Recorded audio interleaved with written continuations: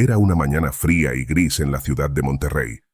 La llovizna ligera había mojado las aceras y el viento helado atravesaba las ropas desgastadas de aquellos que no tenían un techo donde refugiarse. Entre ellos, una mujer de unos 30 y tantos años, con el cabello enredado y sucio, caminaba arrastrando los pies por una calle desierta. Sus ojos cansados observaban el suelo en busca de cualquier cosa que pudiera ayudarle a pasar un día más. De pronto, algo brillante llamó su atención. Agachándose, recogió un anillo dorado, exquisitamente elaborado, que yacía abandonado cerca de una alcantarilla. Lo examinó detenidamente, notando las iniciales grabadas en el interior, MG. Sin pensarlo dos veces, decidió buscar al dueño. A pesar de su apariencia y de su situación, la mujer, cuyo nombre era Isabel, siempre había creído en hacer lo correcto. Isabel caminó hasta una cafetería cercana, donde preguntó al barista si alguien había perdido un anillo. El joven, sorprendido de que una vagabunda estuviera tan interesada en devolver algo de valor, le dijo que esperara un momento. Poco después, un hombre bien vestido entró apresuradamente al local, mirando alrededor con desesperación. Isabel se levantó y se dirigió a él, sosteniendo el anillo en su mano. «Disculpe, señor. ¿Esto le pertenece?», preguntó, extendiendo la mano hacia él. El hombre, al ver el anillo, dejó escapar un suspiro de alivio. «Sí, gracias a Dios. Lo he estado buscando por todas partes. Es un anillo de familia, muy valioso para mí». Isabel le sonrió tímidamente mientras él tomaba el anillo de sus manos. «¿Cómo puedo agradecerle?». Antes de que Isabel pudiera responder, dos policías entraron en la cafetería. El hombre, aún sujetando el anillo, señaló hacia Isabel. «¡Es ella!», gritó. «Ella es la que me robó el anillo». Isabel no podía creer lo que escuchaba. En un abrir y cerrar de ojos, los policías la esposaron y la arrastraron fuera del local, ignorando sus protestas y explicaciones. La llevaron a la comisaría, donde fue interrogada durante horas. Nadie parecía dispuesto a escuchar su versión de los hechos. Fue encerrada en una celda fría y oscura, rodeada de desconocidos. Su mente no dejaba de dar vueltas, intentando entender cómo había terminado en esa situación. Había intentado hacer lo correcto, y ahora estaba pagando un alto precio por ello. Días después, el hombre que había acusado a Isabel, Marcos García, se encontraba en su lujoso despacho. Observaba el anillo con una mezcla de alivio y preocupación. Lo que Isabel no sabía era que ese anillo no solo era valioso por ser una reliquia familiar, sino que contenía un pequeño compartimento secreto con un microchip dentro. Este microchip almacenaba información incriminatoria que podía destruir a varios poderosos empresarios y políticos, y Marcos estaba dispuesto a todo para protegerlo. Marcos se apresuró a regresar a su oficina, asegurándose de que el anillo estaba a salvo. Sin embargo, no contaba con que su mano derecha, Felipe, había estado observando todo con creciente interés y desconfianza. Felipe siempre había sospechado que Marcos escondía algo importante, y el anillo dorado parecía ser la pieza clave. Una noche, mientras Marcos dormía, Felipe aprovechó la oportunidad para entrar sigilosamente en su despacho. Sabía exactamente dónde guardaba Marcos el anillo, una caja fuerte escondida detrás de una pintura. Con destreza y precisión, abrió la caja fuerte y se hizo con el anillo. Felipe tenía sus propios planes. Conocía el valor del microchip escondido en el anillo y planeaba usarlo para chantajear a los poderosos aliados de Marcos y así consolidar su propio poder en el mundo criminal. Sin embargo, en su prisa por ejecutar su plan, no se dio cuenta de que había dejado una pista detrás. Marcos despertó al día siguiente para encontrar la caja fuerte abierta y el anillo desaparecido. La ira y el miedo se apoderaron de él. Mientras todo eso, Isabel, aún en la cárcel, recibió la visita inesperada de un abogado joven y ambicioso llamado Ricardo Sánchez. Al revisar los documentos y las declaraciones, algo no cuadraba. Decidió visitar a Isabel en la cárcel, dispuesto a escuchar su versión de los hechos. «Señora Isabel, soy Ricardo Sánchez.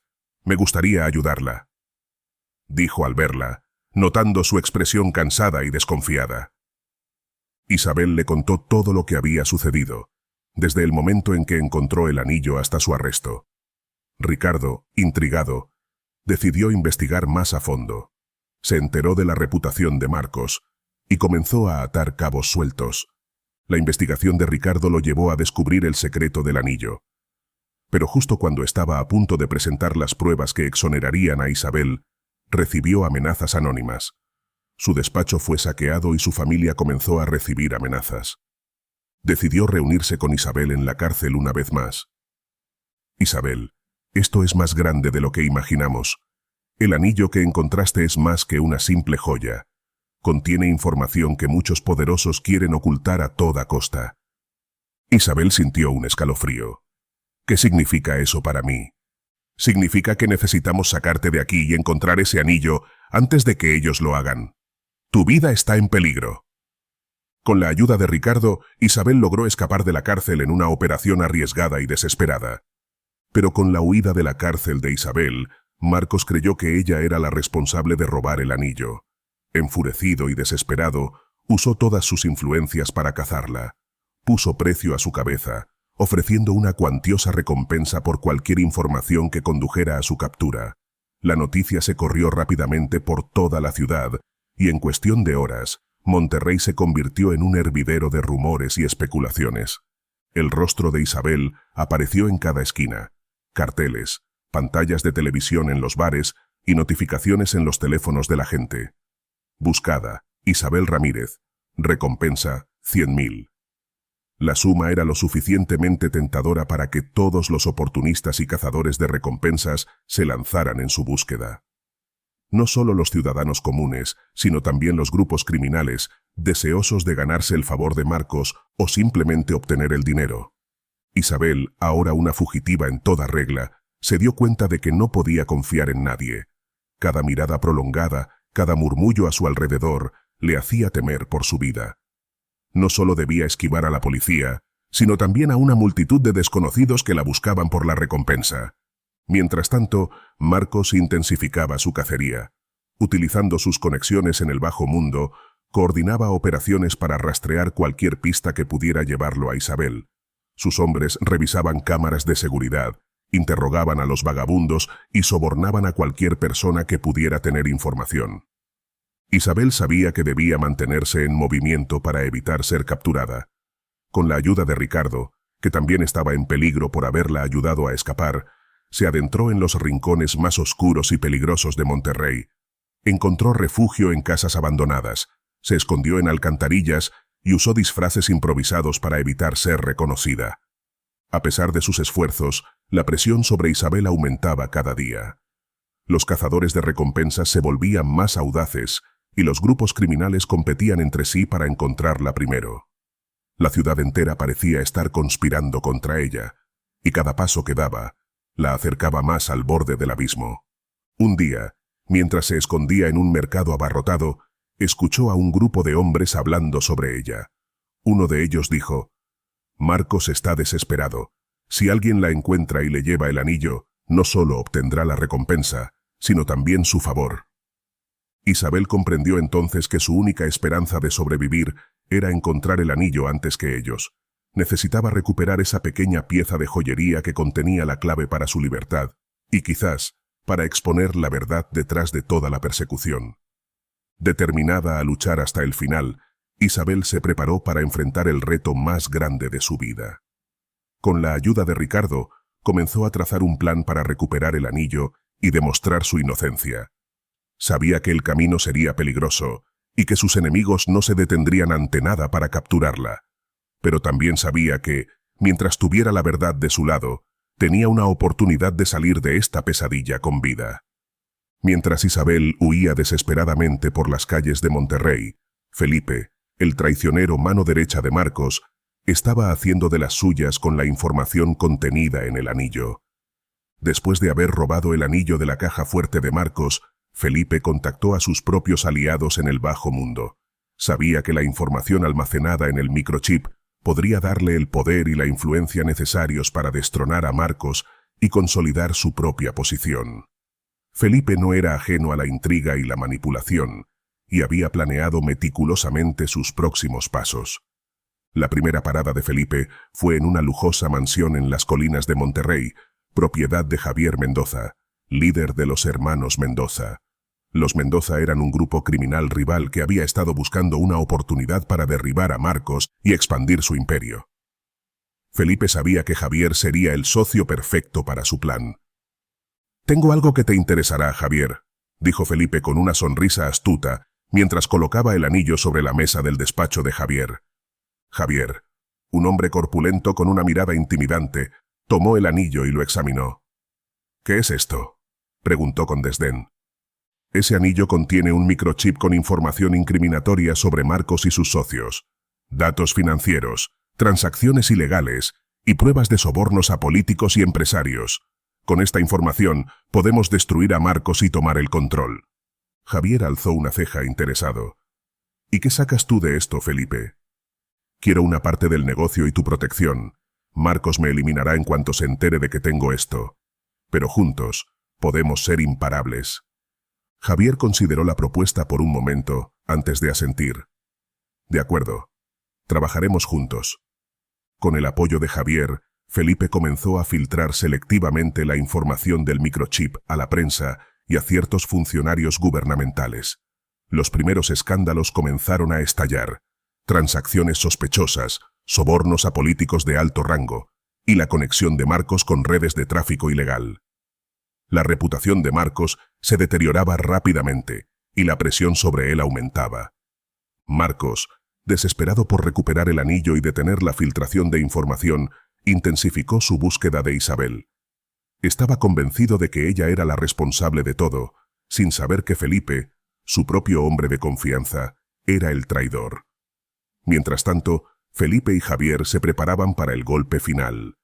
Utilizando la información del anillo, chantajearon a varios de los aliados de Marcos, obligándolos a cambiar de bando o a retirarse del negocio. La situación en Monterrey se volvía cada vez más tensa. Las autoridades, presionadas por la opinión pública y las pruebas filtradas, comenzaron a investigar a Marcos y a sus asociados. Las redadas y arrestos se volvieron comunes, y la organización de Marcos empezó a desmoronarse. Sin embargo, Felipe no había anticipado que Marcos, a pesar de estar acorralado, no se rendiría sin luchar. Utilizando sus últimos recursos, Marcos descubrió la traición de Felipe. Enfurecido y sin nada que perder, ordenó a sus hombres más leales que encontraran y eliminaran a Felipe a cualquier costo. La ciudad de Monterrey se convirtió en un campo de batalla. Felipe, ahora una figura clave en la alianza con los Mendoza, se escondía en una de las casas seguras de Javier. Pero Marcos y sus hombres no tardaron en dar con su paradero. Un enfrentamiento violento estalló en las calles, y Felipe, herido y acorralado, intentó escapar con el anillo. En medio del caos, Felipe dejó caer el anillo, que rodó hasta los pies de una figura encapuchada. Isabel, quien había seguido las pistas que la llevaron hasta allí, recogió el anillo sin dudarlo y comenzó a correr de nuevo. Marcos, al ver esto, redirigió su furia hacia Isabel. La persecución se reanudó con más intensidad que nunca. Felipe, ahora sin el anillo y con los hombres de Marcos y los Mendoza detrás de él, se dio cuenta de que había perdido su ventaja. Isabel, por su parte, sabía que tenía que actuar rápido. Con el anillo en su poder, se dirigió al único lugar donde podría analizar y utilizar la información contenida en el microchip, el despacho de Ricardo. Juntos, Isabel y Ricardo comenzaron a planear su próximo movimiento, conscientes de que la ciudad entera estaba en su contra. Sin embargo, antes de que pudieran implementar su estrategia, recibieron una advertencia urgente sobre la inminente llegada de los hombres de Marcos.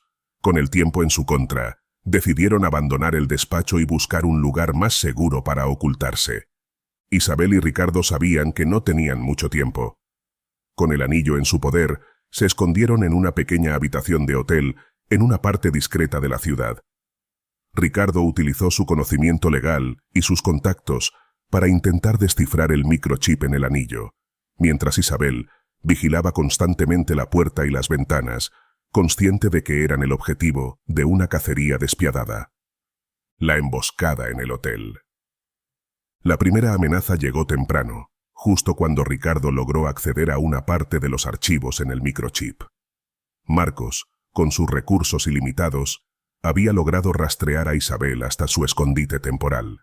Envió a un equipo de mercenarios bien entrenados, liderados por un hombre llamado Diego, conocido por su eficiencia y crueldad.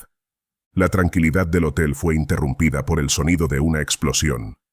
Los mercenarios de Diego irrumpieron en el edificio, armados hasta los dientes. Isabel, escuchando el estruendo, reaccionó rápidamente. «Ricardo, tenemos que irnos ya», gritó, tirando de él mientras él guardaba el anillo y su laptop en una mochila. Salieron por la ventana del baño y bajaron por la escalera de emergencia, justo cuando los mercenarios entraban en la habitación. Diego, enfurecido por no encontrarlos, ordenó a sus hombres que rastrearan cada rincón del edificio. En las calles, Isabel y Ricardo corrieron sin mirar atrás. Los mercenarios no tardaron en darse cuenta de su escape y comenzaron una persecución frenética. Ricardo, recordando un laberinto de callejones que había explorado cuando era niño, condujo a Isabel a través de un enredo de calles estrechas y oscuras. Finalmente, lograron despistar a sus perseguidores, escondiéndose en un contenedor de basura hasta que los pasos se desvanecieron en la distancia. El ataque del clan Mendoza. Apenas recuperados del susto, Isabel y Ricardo encontraron un refugio temporal en la casa de un antiguo amigo de Ricardo. Sin embargo, la noticia de su ubicación se filtró rápidamente.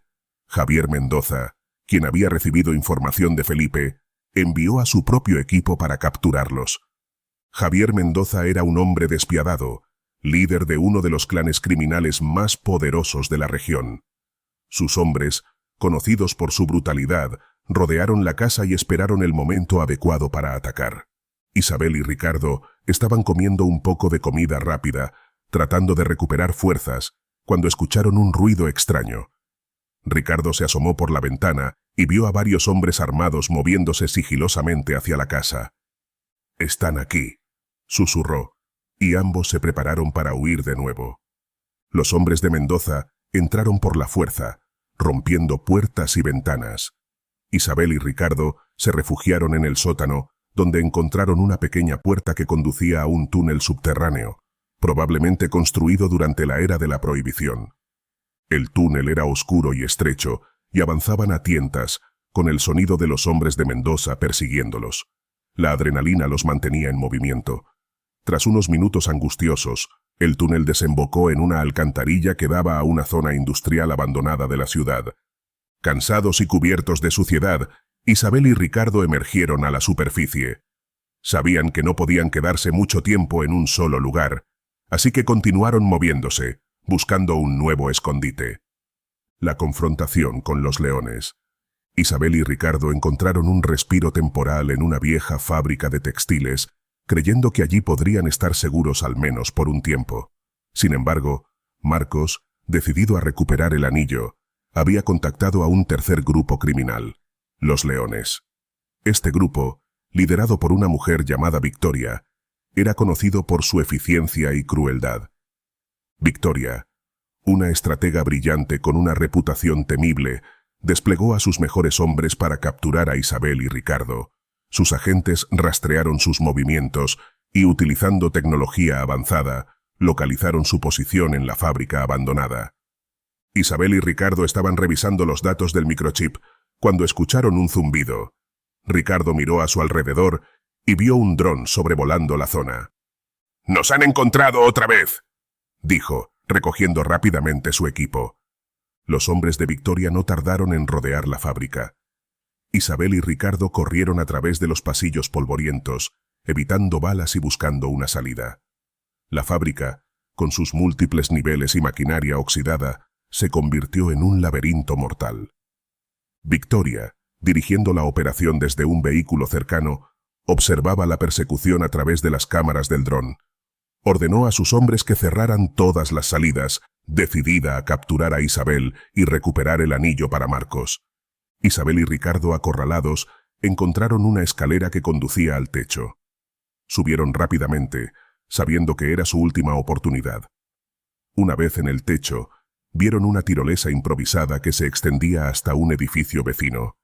«No hay otra opción», dijo Ricardo, asegurando la tirolesa mientras Isabel se preparaba para cruzar. Los hombres de Victoria llegaron al techo justo cuando Isabel comenzó a deslizarse por la tirolesa. Dispararon, pero ella logró llegar al otro lado ilesa. Ricardo la siguió, y aunque uno de los disparos alcanzó su pierna, logró llegar con ella. Desde el edificio vecino, se deslizaron por una escalera de incendios y escaparon nuevamente a las calles de Monterrey. Estaban heridos y exhaustos, pero vivos. Isabel sabía que no podían seguir huyendo indefinidamente. Tenían que encontrar una manera de usar la información del anillo para derribar a Marcos y limpiar su nombre. El enfrentamiento final. Con la ayuda de Ricardo, Isabel decidió llevar la información a la prensa. Contactaron a un periodista de investigación conocido por su integridad y su disposición a enfrentar el peligro para descubrir la verdad. El periodista, Alejandro, acordó reunirse con ellos en un lugar público para recibir la información. La reunión fue organizada en un concurrido café en el centro de la ciudad. Isabel y Ricardo llegaron temprano, disfrazados para evitar ser reconocidos. Alejandro llegó poco después y discretamente intercambiaron la información. «Esto podría ser el golpe que necesitamos para derribar a Marcos», dijo Alejandro, revisando rápidamente algunos de los documentos. Sin embargo, la tranquilidad no duró mucho. Felipe, quien había estado observando los movimientos de Alejandro, se dio cuenta de la reunión. Informó a los hombres de Marcos y en cuestión de minutos, el café se llenó de agentes encubiertos. «Tenemos que salir de aquí, ahora», dijo Isabel, notando la presencia sospechosa de varios hombres alrededor. Alejandro, entendiendo la gravedad de la situación, sugirió salir por la puerta trasera. Los tres se levantaron y, tratando de no llamar la atención, se dirigieron hacia la salida. Pero los hombres de Marcos no eran fáciles de engañar. Un tiroteo estalló en el café y los clientes entraron en pánico. Isabel, Ricardo y Alejandro corrieron hacia un callejón trasero, perseguidos por los agentes. La persecución se intensificó en las calles de Monterrey, mientras los tres intentaban despistar a sus perseguidores. Finalmente, llegaron a un edificio de oficinas abandonado. Alejandro, utilizando sus contactos, había organizado una transmisión en vivo desde un estudio improvisado en el edificio. Sabían que si podían difundir la información antes de ser capturados, tendrían una oportunidad real de derribar a Marcos. La transmisión. Isabel y Ricardo ayudaron a Alejandro a configurar el equipo. Con el anillo y los documentos en la mano, Alejandro comenzó a transmitir en vivo a través de Internet. Detalló las transacciones ilegales, los sobornos y las conexiones criminales de Marcos, utilizando la información del microchip como prueba irrefutable. Marcos, al ver la transmisión, supo que su tiempo se estaba acabando. Ordenó a sus hombres que detuvieran la transmisión a cualquier costo. Los agentes de Marcos irrumpieron en el edificio, enfrentándose a Isabel, Ricardo y Alejandro. Un enfrentamiento final estalló en el estudio improvisado. Isabel, armada con un revólver que había tomado de uno de los agentes caídos, defendía a Ricardo y Alejandro mientras continuaban transmitiendo. Las balas volaban y el caos reinaba, pero Isabel mantuvo la calma, disparando con precisión. Ricardo, herido pero determinado, siguió ayudando a Alejandro a transmitir la información. Sabían que cada segundo contaba. Los hombres de Marcos estaban cada vez más cerca, pero la transmisión seguía en marcha. Finalmente, las autoridades, alertadas por la transmisión en vivo y la evidencia presentada, llegaron al lugar. Los hombres de Marcos fueron arrestados y él mismo fue detenido mientras intentaba huir de la ciudad. La caída de Marcos. La caída de Marcos fue rápida y contundente. Con la evidencia del microchip y los testimonios recopilados por Alejandro, fue condenado por numerosos crímenes. Felipe, traicionado por sus propios aliados, también fue capturado y enfrentó la justicia. Isabel y Ricardo, aunque heridos y agotados, finalmente pudieron respirar aliviados. Habían logrado lo imposible: derribar a uno de los hombres más poderosos y corruptos de Monterrey. La ciudad de Monterrey, sacudida por los eventos recientes, comenzó un proceso de renovación. La caída de Marcos fue un golpe significativo para el crimen organizado, y aunque aún había mucho trabajo por hacer, Isabel y Ricardo sabían que habían dado el primer paso hacia un futuro mejor. Con su nombre limpio restaurado, Isabel decidió regresar a su vida como vagabunda, aunque ahora con la tranquilidad de saber que estaba libre de las acusaciones falsas que la habían llevado a prisión. Junto a Ricardo, quien se había convertido en su aliado inseparable, encontraron un pequeño apartamento en las afueras de la ciudad donde podían empezar de nuevo. Isabel continuaba siendo cautelosa, siempre mirando por encima del hombro por si acaso alguien intentaba vengarse de ella por lo que había pasado. Aunque no tenía mucho, era suficiente para ella y Ricardo, quienes ahora valoraban la paz y la seguridad más que cualquier otra cosa. Una noche tranquila, mientras descansaban en su modesto hogar, un incendio repentino estalló en el edificio. Isabel y Ricardo apenas tuvieron tiempo de escapar antes de que las llamas consumieran su apartamento. El fuego se propagó rápidamente y para cuando los bomberos llegaron, el edificio estaba envuelto en llamas. Los informes iniciales indicaban que no había sobrevivientes. Isabel y Ricardo, listados como fallecidos en el desafortunado incendio, se encontraban ahora en una situación inesperada pero útil. Durante meses habían preparado meticulosamente un plan de escape, utilizando recursos que habían asegurado antes de que su nombre fuera limpiado. Entre estos recursos se encontraba el anillo, que contenía información que podrían utilizar para acceder a una cuenta offshore con fondos suficientes para empezar de nuevo en otro lugar. Lejos de la ciudad que una vez conocieron, Isabel y Ricardo se establecieron en un pequeño país conocido por sus leyes fiscales favorables y su relativa privacidad. Allí, bajo nuevas identidades y con cuidado de no atraer atención no deseada, comenzaron a reconstruir sus vidas. Isabel encontró trabajo en una pequeña empresa local, mientras que Ricardo utilizó su experiencia legal para asesorar a negocios locales y extranjeros. El ajuste a su nueva vida no fue fácil. Siempre estaban conscientes de la posibilidad de que alguien descubriera su verdadera identidad. Sin embargo, con el tiempo, aprendieron a confiar en su nuevo entorno y en las personas que conocieron en el camino. Se hicieron amigos de algunos expatriados y locales que compartían su deseo de una vida tranquila y sin complicaciones. Isabel, que había pasado tanto tiempo luchando contra la injusticia y la persecución, finalmente encontró paz en la serenidad de su nuevo entorno. Apreciaba las pequeñas cosas de la vida, pasear por la playa al atardecer, disfrutar de comidas simples con Ricardo y la sensación de seguridad que ahora sentía cada día. Ricardo, por su parte, encontró satisfacción en su trabajo y en ayudar a las personas con problemas legales simples y honestos. Se esforzaba por mantener su ética y moralidad, recordando los momentos difíciles que había pasado junto a Isabel y prometiendo nunca más caer en las trampas de la corrupción o la ilegalidad. Con el tiempo, el recuerdo de su antigua vida como fugitivos se desvaneció lentamente. Mantuvieron un perfil bajo, evitando cualquier acción que pudiera llamar la atención sobre ellos. Aunque a veces recordaban sus días de lucha y desesperación, preferían mirar hacia adelante y apreciar la segunda oportunidad que habían encontrado juntos.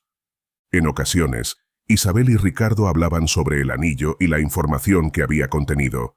Aunque nunca volvieron a utilizar ese recurso para enriquecerse de manera injusta, guardaban el anillo como un recordatorio de los desafíos que habían superado juntos y de su determinación para construir una vida mejor. En Monterrey, la noticia del trágico incendio que se cobró las vidas de Isabel y Ricardo conmocionó a toda la ciudad. La historia de cómo habían luchado contra la injusticia y logrado limpiar sus nombres se extendió rápidamente, creando una ola de simpatía y admiración entre los residentes locales. Los medios de comunicación informaron sobre sus hazañas, recordando cómo Isabel, una vez vagabunda e injustamente encarcelada, había demostrado su inocencia y valentía. Ricardo, el abogado comprometido que había luchado incansablemente por la justicia, también fue recordado como un héroe que nunca abandonó a su amiga en tiempos difíciles. Con el tiempo, la historia de Isabel y Ricardo se convirtió en leyenda en Monterrey. Se erigieron estatuas en su honor en plazas públicas y parques de la ciudad. Los ciudadanos locales visitaban estos lugares para recordar a los héroes que habían desafiado las probabilidades y encontrado la redención, incluso a costa de sus propias vidas. El Parque Isabel y Ricardo se convirtió en un lugar de encuentro para familias y amigos, donde la gente podía reflexionar sobre la importancia de la integridad y la perseverancia. Las escuelas enseñaban sobre su historia como ejemplo de coraje y determinación, inspirando a las generaciones futuras a seguir sus principios éticos y morales. Los negocios locales también se beneficiaron de la fama de los héroes locales. Restaurantes y tiendas cercanas al Parque Isabel y Ricardo vieron un aumento en el número de visitantes, tanto turistas como residentes, que querían conocer más sobre la historia detrás de las estatuas. Además de las estatuas, se estableció un fondo conmemorativo en honor a Isabel y Ricardo. Este fondo apoyaba iniciativas comunitarias y programas educativos en áreas desfavorecidas de Monterrey, reflejando el deseo de Isabel y Ricardo de hacer del mundo un lugar mejor, incluso después de su partida aparente. La alcaldía de Monterrey organizó ceremonias anuales para honrar su memoria, donde amigos, familiares y admiradores se reunían para recordar sus vidas y legado. En estas ceremonias se leían discursos emotivos sobre el impacto positivo que Isabel y Ricardo habían tenido en la comunidad y cómo su sacrificio había inspirado a muchos a luchar por la verdad y la justicia. A medida que pasaban los años, la historia de Isabel y Ricardo se convirtió en parte del folclore local de Monterrey.